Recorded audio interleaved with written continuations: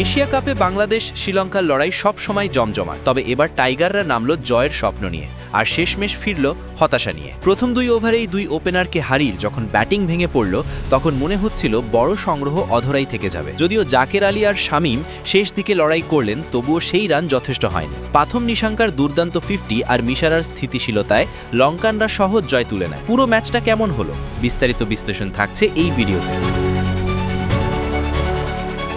Asia কাপে বাংলাদেশের শুরুটা ছিল দারুণ। হংকংকে হারিয়ে আত্মবিশ্বাসীভাবেই দ্বিতীয় ম্যাচে নামে টাইগাররা, তবে শ্রীলঙ্কার বিপক্ষে সেই ধারাবাহিকতা ধরে রাখতে পারল না। ব্যাটিং ব্যর্থতায় বড় সংগ্রহ গড়তে ব্যর্থ হয় বাংলাদেশ এবং শেষমেশ 7 উইকেটের বড় ব্যবধানে হেরে মাঠ ছাড়তে হয় লিটন দাসদের। ম্যাচের শুরু থেকেই বাংলাদেশ পিছিয়ে যায়। প্রথম ওভারেই নুয়ান তুষারার বলে কোনো রান না করে বোল্ড হয়ে ফেরেন ওপেনার তানজিদ হাসান তামিম। দ্বিতীয় ওভারে আরও বিপদে পড়ে টাইগাররা। দুষ্মন্ত চামিরার বলে ক্যাচ দিয়ে ফেরেন পারভেজ হোসেন ইমন। মাত্র 2 ওভারে স্কোরবোর্ডে রান না তুলেই হারায় 2 ওপেনারকে। এরপর চাপে পড়ে দল। তৃতীয় উইকেটে কিছুটা চেষ্টা করেছিলেন অধিনায়ক লিটন দাস, ধীরে ধীরে থিতু হলেও বড় ইনিংস খেলতে পারেননি তিনি। ওয়ানিন্দু হাসারাঙ্গার বলে রিভার্স সুইপ করতে গিয়ে ক্যাচ দিয়ে ফেরার আগে 26 বলে 28 রান করেন। গুরুত্বপূর্ণ সময় শেখ মেহেদিও ব্যর্থ হন।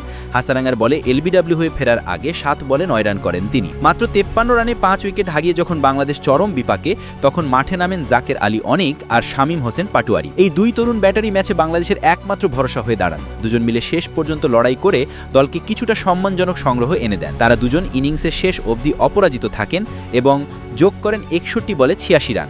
জাকের খেলেন 34 বলে 41 রানের লড়াকু ইনিংস আর শামীম তুলে নেন 34 বলে 42 রান। তাদের জুটির উপর ভর করেই বাংলাদেশ নির্ধারিত 20 ওভারে 5 উইকেট হারিয়ে 139 রান সংগ্রহ করে। তবে এই সংগ্রহ লঙ্কানদের থামানোর জন্য যথেষ্ট ছিল না। জবাবে ব্যাট করতে নেমে শুরুতেই মুস্তাফিজুর রহমানের বলে কুশল মেন্ডিস আউট হলেও এরপর ম্যাচের নিয়ন্ত্রণ চলে যায় শ্রীলঙ্কার হাতে। পাথম নিশাঙ্কা ও কামিল মিশারা গড়ে তোলেন 52 বলে 95 রানের দুর্দান্ত জুটি। নিশাঙ্কা তুলে নেন 34 বলে ঝলমলে 50। যদিও পরে শেখ মেহেদির বলে ক্যাচ দিয়ে ফেরেন, তবে তখনও জয় ছিল লঙ্কানদের নাগালে। মিশারা এক প্রান্ত কাগলে রেখে দলকে টেনে নেন। শেষ পর্যন্ত অপরাজিত থাকেন 32 বলে 46 রানে।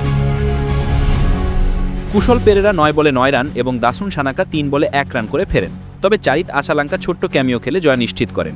তিনি অপরাজিত থাকেন 4 বলে 10 রানে। বাংলাদেশের হয়ে শেখ মেহেদি নিয়েছেন 2 উইকেট। মোস্তাফিজুর ও তানজিম সাকিব পেয়েছেন 1টি করে উইকেট। কিন্তু শুরুর ব্যাটিং ধসের কারণে ম্যাচের ফলাফলে কোনো পরিবর্তন আসেনি। শেষ পর্যন্ত 32 বল হাতে রেখেই 7 উইকেটের বড় জয় তুলে নেয় শ্রীলঙ্কা।